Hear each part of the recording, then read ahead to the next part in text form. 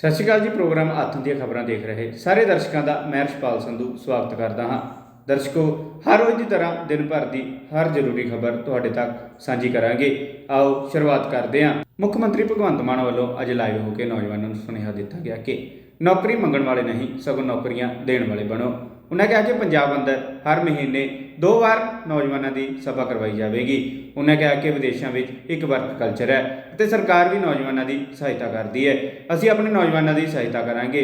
ਮੁੱਖ ਮੰਤਰੀ ਮਾਨ ਨੇ ਅੱਜ ਸੂਬੇ ਦੇ ਨੌਜਵਾਨਾਂ ਨਾਲ ਗੱਲਬਾਤ ਦੌਰਾਨ ਕਿਹਾ ਕਿ ਪੰਜਾਬ ਦੇ ਨੌਜਵਾਨ ਆਪਣਾ ਰੋਲ ਮਾਡਲ ਖੁਦ ਬਣਨ ਅਤੇ ਉਹਨਾਂ ਕਿਹਾ ਕਿ ਨਾ ਕਿ ਹਰ 2 ਮਹੀਨੇ ਬਾਅਦ ਕਿਸੇ ਹੋਰ ਨੂੰ ਆਪਣਾ ਰੋਲ ਮਾਡਲ ਬਣਾ ਲੈਣ। ਉਹਨਾਂ ਕਿਹਾ ਕਿ ਪੰਜਾਬ ਦੇ ਨੌਜਵਾਨ ਕਾਬਲ ਹਨ। ਪੰਜਾਬੀ ਨੌਜਵਾਨ ਵਿਦੇਸ਼ਾਂ ਵਿੱਚ ਜਾ ਕੇ ਸਖਤ ਮਿਹਨਤ ਕਰਦੇ ਹਨ। ਇਸ ਕਾਰਨ ਉਹ ਬਾਹਰਲੇ ਮੁਲਕ ਦੇ ਮੂਲ ਨਿਵਾਸੀਆਂ ਨੂੰ ਵੀ ਪਿੱਛੇ ਛੱਡ ਦਿੰਦੇ ਹਨ। ਨੌਜਵਾਨ ਵਿਦੇਸ਼ਾਂ ਵਿੱਚ ਕੰਮ ਕਰਦੇ ਹਨ ਅਤੇ ਸਾਡੇ ਨੌਜਵਾਨ ਇੱਥੇ ਵਿਹਲੇ ਰਹਿੰਦੇ ਹਨ। ਉਹ ਸਮਝਦੇ ਹਨ ਕਿ ਅਸੀਂ ਇੱਥੇ ਐਸ਼ ਕਰ ਰਹੇ ਹਾਂ, ਪਰ ਮੈਂ ਪੰਜਾਬ ਦੇ ਨੌਜਵਾਨਾਂ ਨੂੰ ਅਪੀਲ ਕਰਦਾ ਹਾਂ ਕਿ ਉਹ ਪੜ੍ਹਾਈ ਕਰਨ, ਹਾਈ ਪ੍ਰੋਫਾਈਲ ਨੌਕਰੀਆਂ ਲਈ ਅਪਲਾਈ ਕਰਨ ਅਤੇ ਅੱਜ ਯੁੱਗ ਤਕਨੀਕੀ ਸਿੱਖਿਆ ਦਾ ਹੈ। ਸਾਨੂੰ ਉੱਚ ਅਹੁਦਿਆਂ 'ਤੇ ਬੈਠ ਕੇ ਉਹ ਫੈਸਲੇ ਲੈਣ ਦੀ ਲੋੜ ਹੈ। ਹੁਣ ਦੇਖਣਾ ਇਹ ਹੋਵੇਗਾ ਕਿ ਮੁੱਖ ਮੰਤਰੀ ਦੀ ਇਸ ਅਪੀਲ ਦਾ ਨੌਜਵਾਨਾਂ ਦੇ ਉੱਪਰ ਕੀ ਅਸਰ ਹੁੰਦਾ ਹੈ। ਪੰਜਾਬ ਦੇ ਨੌਜਵਾਨਾਂ ਦੇ ਵਿੱਚ ਬਹੁਤ ਟੈਲੈਂਟ ਹੈ, ਬਹੁਤ ਦ੍ਰਿੜ ਇਰਾਦੇ ਨੇ ਉਹਨਾਂ ਦੇ, ਬਹੁਤ ਜਨੂਨ ਹੈ ਕੁਝ ਕਰਨ ਦਾ, ਕੁਝ ਬਣਨ ਦਾ, ਬਹੁਤ ਪੋਟੈਂਸ਼ੀਅਲ ਹੈ।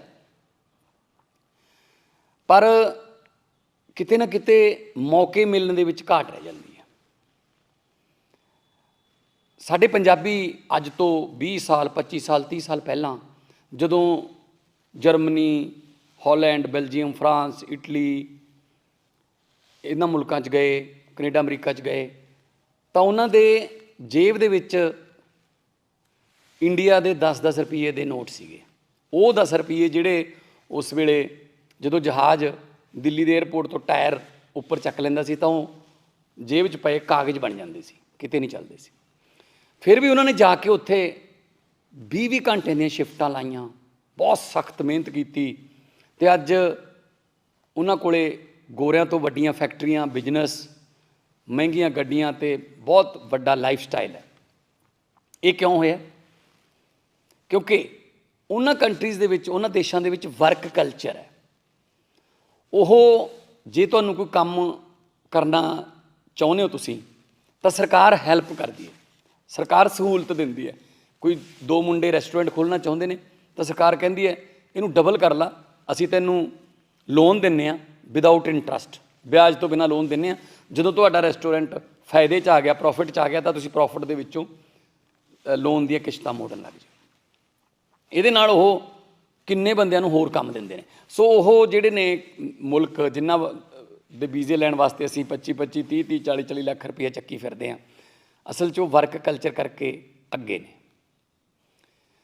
ਅਸੀਂ ਇੱਥੇ ਵਿਹਲੇ ਰਹਿਣ ਨੂੰ ਹੀ ਐਸ਼ ਕਰ ਲਿਆ ਕਿ ਉਹ ਤਾਂ ਐਸ਼ ਕਰਦਾ ਵਿਹਲਾ, ਜਦ ਕਿ ਉਹਨਾਂ ਮੁਲਕਾਂ ਦੇ ਵਿੱਚ ਜਿਹੜਾ ਸਭ ਤੋਂ ਅਮੀਰ ਹੈ ਅਮਰੀਕਾ ਦਾ ਬੰਦਾ, ਉਹ ਵੀ ਕਹਿੰਦਾ ਮੈਂ ਜੋਬ 'ਤੇ ਚੱਲਿਆ, ਅਤੇ ਜਿਹੜਾ ਕੋਈ ਛੋਟਾ ਮੋਟਾ ਕੰਮ ਕਰਦਾ ਉਹ ਵੀ ਕਹਿੰਦਾ ਮੈਂ ਜੋਬ 'ਤੇ ਚੱਲਿਆ। ਸੋ ਉੱਥੇ ਬੌਸ ਕਲਚਰ ਨਹੀਂ ਹੈਗਾ।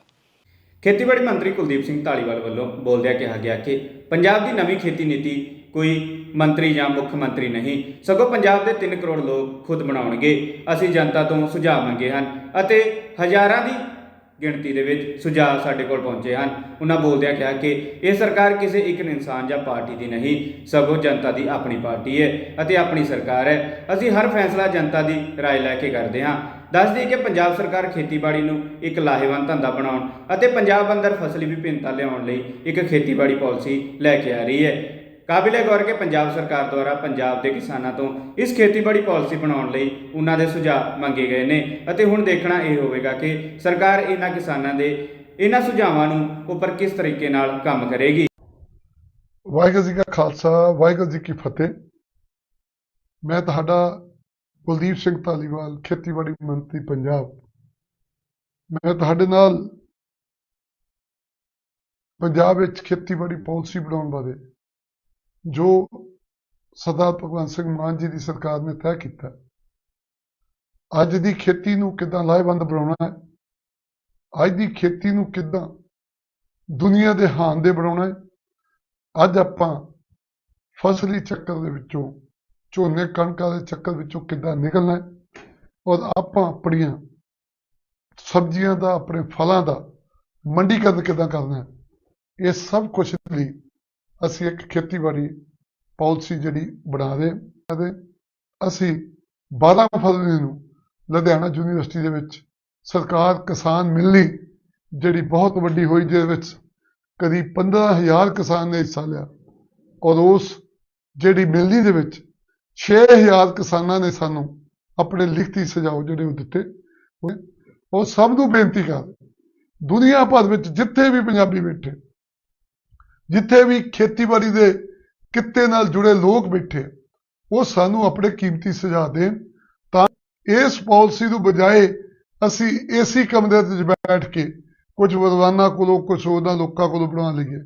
ਅਸੀਂ ਇਹ ਚਾਹੁੰਦੇ ਹਾਂ ਕਿ ਇਹ ਪਾਲਿਸੀ ਜਿਹੜੀ ਹੈ ਸਿਰਫ ਤੇ ਸਿਰਫ ਜਿਹੜਾ ਪੰਜਾਬ ਦੇ ਕਿਸਾਨਾਂ ਦੇ ਸੁਝਾਅ ਨਾਲ ਬਣਾਈ ਜਾਵੇ, ਤਾਂ ਜੋ ਲੋਕ ਕੱਲ ਤੱਕ ਮਾਣ ਕਰ ਇਹ ਕਿਸਾਨਾਂ ਨੇ ਬਣਾਈ ਹੈ। ਤੇ ਹੁਣ ਤੱਕ ਕਰੀਬ ਸਾਨੂੰ 10,000 ਦੇ ਕਰੀਬ ਇਹਦੇ ਬਾਰੇ ਦੇ ਵਿੱਚ ਸੁਝਾਅ ਜਿਹੜੇ ਆਏ ਆ। ਮੇਰੀ ਬੇਨਤੀ ਹੈ ਕਿ ਤੁਸੀਂ ਜਲਦੀ ਤੋਂ ਜਲਦੀ ਆਪਣੇ ਕੀਮਤੀ ਸੁਝਾਅ ਜਿਹੜੇ ਉਹ ਸਾਨੂੰ ਭੇਜੋ। ਜਿੱਦਾਂ ਸਾਨੂੰ ਕੁਝ ਸੁਝਾਅ ਜਿਹੜੇ ਬਹੁਤ ਲੋਕਾਂ ਨੇ ਭੇਜੇ ਆ, ਪਰ ਮੈਂ ਕੁਝ ਸੁਝਾਅ ਜਿਹੜੇ ਦਰਜਨ ਦੇ ਕਰੀਬ ਸੁਝਾਅ ਤੁਹਾਨੂੰ ਮੈਂ ਦੱਸਣਾ ਚਾਹੁੰਦਾ ਕਿ ਲੋਕ ਸਾਨੂੰ ਕਿੱਦਾਂ ਸੁਝਾਅ ਭੇਜਦੇ, ਕਿਸਾਨ ਕਿੱਦਾਂ ਜਿਹੜੇ ਸੁਝਾਅ ਭੇਜਦੇ ਆ। ਇਦਾਂ ਦੇ ਸੁਝਾਵਾਂ ਦੀ ਤੁਹਾਡੀ ਮੈਂ ਉਡੀਕ ਕਰ ਰਿਹਾ, ਮੈਂ ਵੀ ਉਡੀਕ ਕਰ ਰਿਹਾ, ਸਰਦਾਰ ਭਗਵੰਤ ਸਿੰਘ ਮਾਨ ਜੀ ਵੀ ਉਡੀਕ ਕਰ ਰਹੇ। ਦਿੱਲੀ ਦੇ ਮੁੱਖ ਮੰਤਰੀ ਅਰਵਿੰਦ ਕੇਜਰੀਵਾਲ ਅੱਜ ਪੰਜਾਬ ਵਿੱਚ ਸੀਐਮ ਦੀ ਯੋਗਸ਼ਾਲਾ ਦਾ ਉਦਘਾਟਨ ਕਰਨ ਲਈ ਪਹੁੰਚੇ। ਇਸ ਦੌਰਾਨ ਉਹਨਾਂ ਬੋਲਦਿਆਂ ਕਿਹਾ ਕਿ ਸੀਐਮ ਮਾਨ ਨੇ ਪਿਛਲੇ 1 ਮਹੀਨੇ ਵਿੱਚ ਦਿਖਾਇਆ ਹੈ ਕਿ ਕਿਸ ਤਰ੍ਹਾਂ ਉਹਨਾਂ ਨੇ ਸਿਆਣਪ ਨਾਲ ਸਖਤ ਕਦਮ ਚੁੱਕੇ ਅਤੇ ਇਹ ਸੁਨੇਹਾ ਦਿੱਤਾ ਕਿ ਉਹ ਪੰਜਾਬ ਦੀ ਸ਼ਾਂਤੀ ਭੰਗ ਕਰਨ ਨੂੰ ਬਰਦਾਸ਼ਤ ਨਹੀਂ ਕਰਨਗੇ। ਦੇਸ਼ ਭਰ ਤੋਂ ਦੰਗਿਆਂ ਦੀਆਂ ਖਬਰਾਂ ਆ ਰਹੀਆਂ ਨੇ। ਪੰਜਾਬ ਵਿੱਚ ਇੱਕ ਵੀ ਦੰਗਾ ਨਹੀਂ ਹੋਇਆ। ਅੱਜ ਵੀ ਬਹੁਤ ਕੁਝ ਕਰਨਾ ਬਾਕੀ ਹੈ। ਦੱਸ ਦਈਏ ਕਿ ਪਿਛਲੇ ਦਿਨੀ ਪੰਜਾਬ ਵਿੱਚ ਅੰਮ੍ਰਿਤਪਾਲ ਘਟਨਾਕ੍ਰਮ ਵਾਪਰਿਆ। ਪੰਜਾਬ ਵਿੱਚ ਅਮਨ ਕਾਨੂੰਨ ਬਹਾਲ ਰੱਖਣ ਲਈ ਪੰਜਾਬ ਵਿੱਚ 2 ਤੋਂ 3 ਦਿਨ ਇੰਟਰਨੈਟ ਦੀ ਸੇਵਾ ਬੰਦ ਰੱਖੀ ਗਈ ਤਾਂ ਕਿ ਗਲਤ ਅੰਸਰ ਪੰਜਾਬ ਦੇ ਮਾਹੌਲ ਨੂੰ ਖਰਾਬ ਨਾ ਕਰ ਸਕਣ। ਇਸ ਮੁੱਦੇ ਉੱਪਰ ਪੰਜਾਬ ਦੀ ਰਾਜਨੀਤੀ भी काफी गरमाई रही। पिछले 1 महीने से आप लोग देख रहे हो किस तरह से मान साहब ने बड़ी मैच्योरिटी के साथ और बड़े कठोर कदम उठा के ये मैसेज दे दिया कि पंजाब की शांति के साथ कोई भी खिलवाड़ करेगा तो उसको बख्शा नहीं जाएगा, चाहे कोई भी कितना खूंखार आदमी हो और चाहे कोई भी कितना शक्तिशाली हो। पंजाब की शांति के साथ किसी को खिलवाड़ करने की इजाजत नहीं दी जाएगी। और पिछले 1 हफ्ते से आप लोग देख रहे हो देश के अलग अलग हिस्सों के अंदर से खबर आ रही है, रामनवमी के मौके पे पता चल रहा है वहां दंगे हो गए, वहां दंगे हो गए, वहां दंगे हो गए। पंजाब में एक भी दंगा नहीं हुआ। पंजाब में शांति है। तो आज जो हमने पुरानी पार्टियों से पंजाब संभाला था, लिया था, उस वक्त बहुत सारी समस्याएं थी। मैं ये नहीं कहूंगा सारी समस्याओं का समाधान हो गया, अभी बहुत कुछ करना बाकी है।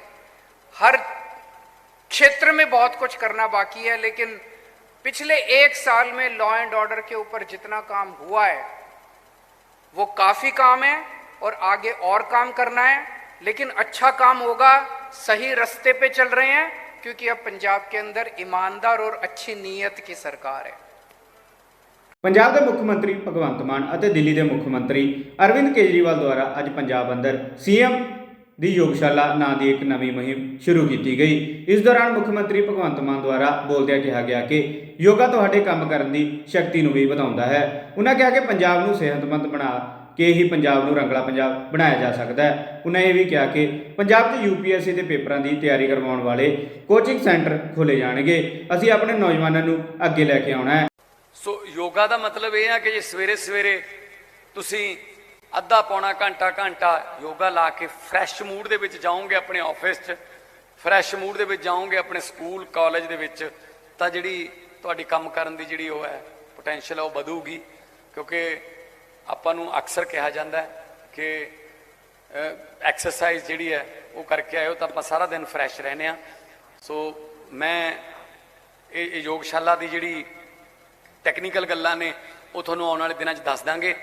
ਇੱਕ ਮਿਸ ਕਾਲ ਮਾਰਨੀ ਹੈ ਤੁਸੀਂ, ਅਸੀਂ ਤੁਹਾਡੇ ਕੋਲੇ ਯੋਗਾ ਦਾ ਟੀਚਰ ਭੇਜਾਂਗੇ, ਉਹ ਤੁਹਾਨੂੰ ਉੱਥੇ ਯੋਗਾ ਕਰਾਊਗਾ ਔਰ ਤੁਹਾਡੇ ਆਲੇ ਦੁਆਲੇ ਤੋਂ ਹੀ ਹੋਊਗਾ ਕੋਈ ਨਾ ਕੋਈ, ਔਰ ਅਸੀਂ ਫ੍ਰੀ ਦੇ ਵਿੱਚੋਂ ਭੇਜਾਂਗੇ ਤੇ ਤੁਸੀਂ ਮਹੀਨੇ 2 ਮਹੀਨੇ 'ਚ ਤੁਸੀਂ ਆਪਣੇ ਸਿਹਤ ਪੱਖੋਂ ਵੀ ਫਰਕ ਨਜ਼ਰ ਆਊਗਾ, ਕਿਉਂਕਿ ਅਸੀਂ ਚਾਹੁੰਦੇ ਹਾਂ ਕਿ ਪੰਜਾਬ ਸਿਹਤਮੰਦ ਰਹੇ। ਜੇ ਪੰਜਾਬ ਸਿਹਤਮੰਦ ਰਹੂਗਾ ਤਾਈਓ ਪੰਜਾਬ ਜਿਹੜਾ ਉਹ ਰੰਗਲਾ ਬਣ ਸਕਦਾ ਹੈ, ਕਿਉਂਕਿ ਪੰਜਾਬ ਨੂੰ ਸਿਹਤਮੰਦ ਪੰਜਾਬ ਜ਼ਰੂਰ ਜਿਹੜਾ ਬਣਾ ਕੇ ਉਸ ਤੋਂ ਬਾਅਦ ਫਿਰ ਅਸੀਂ ਉਹਨੂੰ ਰੰਗਲਾ ਪੰਜਾਬ ਬਣਾ ਸਕਦੇ ਹਾਂ। ਪੰਜਾਬ ਸਰਕਾਰ ਵੱਲੋਂ ਅਸੀਂ ਇੱਕ ਨਵਾਂ ਪ੍ਰੋਗਰਾਮ ਸ਼ੁਰੂ ਕਰ ਰਹੇ ਹਾਂ। ਪੰਜਾਬ ਦੇ ਵਿੱਚ ਘੱਟੋ ਘੱਟ 10 UPSC ਦੇ ਟੈਸਟਾਂ ਦੀ ਤਿਆਰੀ ਕਰਾਉਣ ਵਾਲੇ ਸੈਂਟਰ ਬਿਲਕੁਲ ਫ੍ਰੀ 'ਚ ਖੋਲਾਂਗੇ। IPS ਬਣੋ, IAS ਬਣੋ, ਵੱਡੇ ਅਹੁਦਿਆਂ ਤੇ ਬੈਠੋ, ਫੈਸਲੇ ਲਓ। ਮੈਂ ਚਾਹੁੰਦਾ ਜਦੋਂ ਪੰਜਾਬ ਦੇ ਯੂਥ ਆਪਦੇ ਦਫ਼ਤਰ ਜਾਵੇ, ਉਹਦੀ ਵੱਡੀ ਸਾਰੀ ਗੱਡੀ ਦੇ ਵਿੱਚ ਬੈਠਾ ਹੋਵੇ ਉਹ, ਤਾਂ ਵੱਡੇ ਸਾਰੇ ਦਫ਼ਤਰ ਦਾ ਵੱਡਾ ਸਾਰਾ ਗੇਟ ਖੁੱਲੇ ਉਹਦੇ ਲਈ, ਨਾ ਕਿ ਕਿਸੇ ਜੇਲ੍ਹ ਦਾ ਗੇਟ ਖੁੱਲੇ। ਅਸੀਂ ਯੂਥ ਨੂੰ ਅੱਗੇ ਲਾਉਣਾ ਚਾਹੁੰਦੇ। ਸੋ ਕੰਮ ਵਰਕ ਕਲਚਰ ਅਸੀਂ ਉਹਨਾਂ 'ਚ ਪੈਦਾ ਕਰਨਾ ਚਾਹੁੰਦੇ ਹਾਂ ਕਿ ਕੰਮ ਕਰੀਏ। ਕਾਂਗਰਸ ਪਾਰਟੀ ਆਗੂ ਮਨੀਸ਼ ਤਿਵਾੜੀ ਵੱਲੋਂ ਮੀਡੀਆ ਨਾਲ ਗੱਲਬਾਤ ਦੌਰਾਨ ਕਿਹਾ ਗਿਆ ਕਿ ਜਦੋਂ ਜੂਨ 2020 ਵਿੱਚ ਗਲਵਾਨ ਕਾਂਡ ਵਾਪਰਿਆ ਸੀ ਤਾਂ PM ਮੋਦੀ ਨੇ ਕਿਹਾ ਸੀ ਕਿ ਭਾਰਤ ਦੀ ਧਰਤੀ ਵਿੱਚ ਕਿਸੇ ਵੀ ਤਰ੍ਹਾਂ ਦੀ ਘੁਸਪੈਠ ਨਹੀਂ ਹੋਈ, ਜਦੋਂ ਕਿ ਬਾਰਡਰ ਮੈਨੇਜਮੈਂਟ ਨੂੰ ਲੈ ਕੇ ਹੋਈ ਸਿਖਰ ਪੁਲਿਸ ਕਾਨਫਰੰਸ ਵਿੱਚ ਦੱਸਿਆ ਗਿਆ ਕਿ ਅਸੀਂ 65 ਪੈਟਰੋਲਿੰਗ ਪੁਆਇੰਟਾਂ ਵਿੱਚੋਂ 26 ਦਾ ਕੰਟਰੋਲ ਗਵਾ चुके हैं। अब आपको याद होगा जून 2020 में जब गलवान की दुर्भाग्यपूर्ण घटना हुई और हमारे कई जवान और अफसर वीरगति को प्राप्त हो गए, तो प्रधानमंत्री श्री नरेंद्र मोदी ने यह कहा कि भारत की सरजमीन में किसी भी तरह की कोई घुसपैठ नहीं हुई। अब दिसंबर 2022 में जब DGP और IGPs की कॉन्फ्रेंस होती है तो वहां पे एक पेपर प्रस्तुत किया जाता है। जो SSP लद्दाख हैं उनकी तरफ से उस DGP IGP की कॉन्फ्रेंस में आपके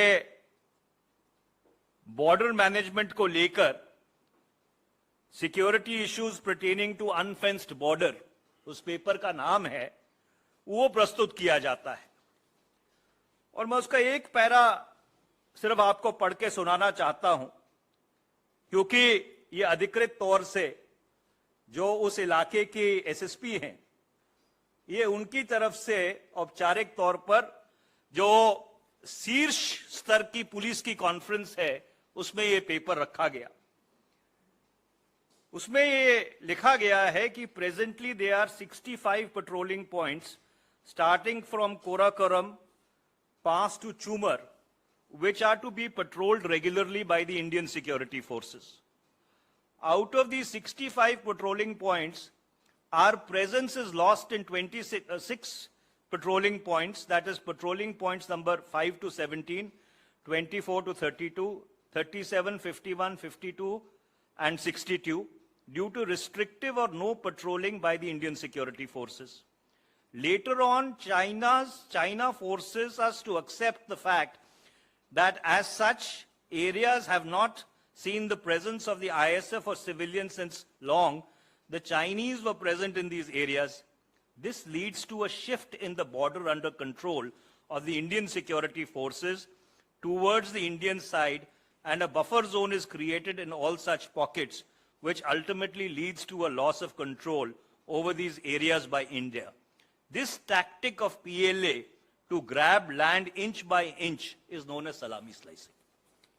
अब ये किसी विपक्ष के सांसद या नेता का आरोप नहीं है, ये एक जिम्मेवार पुलिस अधिकारी जो उस इलाके में तैनात है, वहां की सुरक्षा की जिम्मेवारी उनके पास है, उन्होंने अधिकृत तौर पर ये बात एक लिखित रूप में डीजीपी और आईजीपी की कॉन्फ्रेंस के सामने रखी। तो ये बात एक विरोधाभास है। या तो जो प्रधानमंत्री जी कह रहे हैं वो सही है कि भारत की सरजमीन में कोई घुसपैठ नहीं हुई, या ये जो कागज, ये जो पेपर अधिकृत तौर से, औपचारिक तौर से पेश किया गया है, ये पेपर सही है? क्योंकि यही वो 2000 किलोमीटर है जिसके बारे में निरंतर और लगातार ये बात उठती आई है कि ये 2000 किलोमीटर जो भारत की सरजमीन है, we have lost to China. Bhajpa ਆਗੂ ਤਰਨ ਚੁੱਗ ਦੁਆਰਾ ਗੈਂਗਸਟਰ ਲਾਰੈਂਸ ਬਿਸ਼ਨੋਈ ਨੂੰ ਲੈ ਕੇ ਆਪ ਸਰਕਾਰ ਤੇ ਨਿਸ਼ਾਨਾ ਬਿੰਨਿਆ ਗਿਆ। ਭਾਜਪਾ ਦੇ ਕੌਮੀ ਜਨਰਲ ਸਕੱਤਰ ਤਰਨ ਚੁੱਗ ਨੇ ਅੱਜ ਪੰਜਾਬ ਦੀ ਆਪ ਸਰਕਾਰ ਤੋਂ ਮੰਗ ਕੀਤੀ ਕਿ ਚੋਟੀ ਦੇ ਗੈਂਗਸਟਰ ਲਾਰੈਂਸ ਬਿਸ਼ਨੋਈ ਨੇ ਪੰਜਾਬ ਦੀ ਉੱਚ ਸੁਰੱਖਿਆ ਵਾਲੀ ਜੇਲ੍ਹ 'ਚੋਂ ਇੰਟਰਵਿਊ ਕਿਵੇਂ ਕਰ ਦਿੱਤੇ, ਇਸ ਬਾਰੇ ਜਾਂਚ ਰਿਪੋਰਟ ਦਾ ਖੁਲਾਸਾ ਕੀਤਾ ਜਾਵੇ। ਚੁੱਗ ਨੇ ਕਿਹਾ ਕਿ ਭਗਵੰਤ ਮਾਨ ਸਰਕਾਰ ਪੰਜਾਬ 'ਚ ਪੂਰੀ ਤਰ੍ਹਾਂ ਅਰਾਜਕਤਾ ਫੈਲਾਉਣ ਦੀ ਕੋਸ਼ਿਸ਼ ਕਰ ਰਹੀ ਹੈ, ਜਿਸ ਤਰ੍ਹਾਂ ਉਹਨਾਂ ਖਾਲਿਸਤਾਨ ਵਿਚਾਰਧਾਰਕ ਅੰਮ੍ਰਿਤਪਾਲ ਸਿੰਘ ਅਤੇ ਗੈਂਗਸਟਰ ਲਾਰੈਂਸ ਬਿਸ਼ਨੋਈ ਦੀਆਂ ਗਤੀਵਿਧੀਆਂ ਨੂੰ ਰੋਕਣ 'ਚ ਅਸਫਲ ਰਹੀ ਹੈ। ਇਸ ਤੋਂ ਸਪਸ਼ਟ ਹੁੰਦਾ ਹੈ ਕਿ ਆਪ ਸਰਕਾਰ ਅਜਿਹੇ ਅਨਸਰਾਂ ਨੂੰ ਕਾਬੂ ਕਰਨ ਦੇ ਅਸਮਰੱਥ ਹੈ ਅਤੇ